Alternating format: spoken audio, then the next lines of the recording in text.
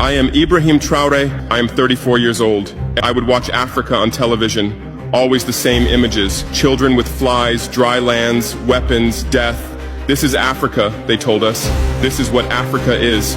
Why are the people of the world's richest lands poor? Here are the numbers for you, real numbers. Africa owns 70% of the world's cobalt reserves. Your cell phone, your computer, your electric car won't work without cobalt. This cobalt comes from Congo, but Congolese can't afford cell phones. Africa owns 90% of the world's platinum reserves. Catalytic converters, electronic devices, medical implants, they all need platinum. This platinum comes from South Africa, but South Africans are crushed by unemployment. Africa provides 30% of the world's gold production. Mali, Burkina Faso, Ghana, Tanzania.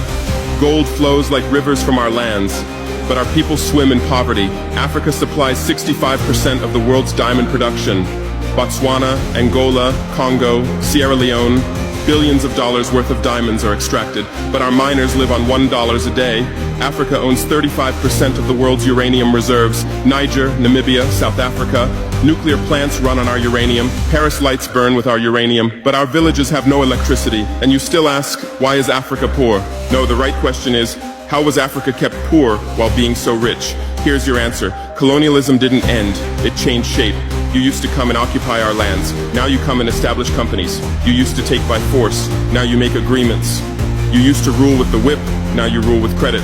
There is a huge system working silently in the background. Every day tons of gold, diamonds, cobalt, uranium, oil leave our land. But how? Here is the system. Step 1, create corruption. Bribe our leaders. Open offshore accounts. Promise them a life of luxury. Send their children to your schools. Step 2, make deals. Get 50-year, 99-year concessions. Ask for tax exemptions. Be exempt from environmental rules. Ignore labor rights. Step 3, control the infrastructure.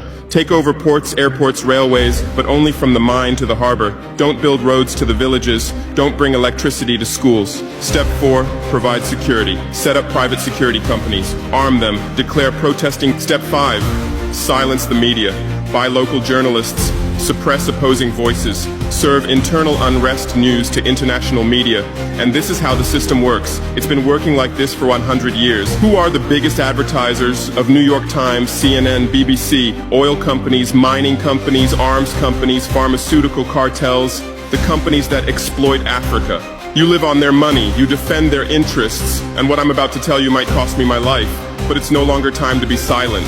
Drones in our airspace every day, listening devices everywhere. They say fighting terrorism, but it's not terrorists. It's people's leaders who are targeted. China is the new player, says win-win, builds infrastructure, gives credit, but in exchange for what? 99-year port concessions.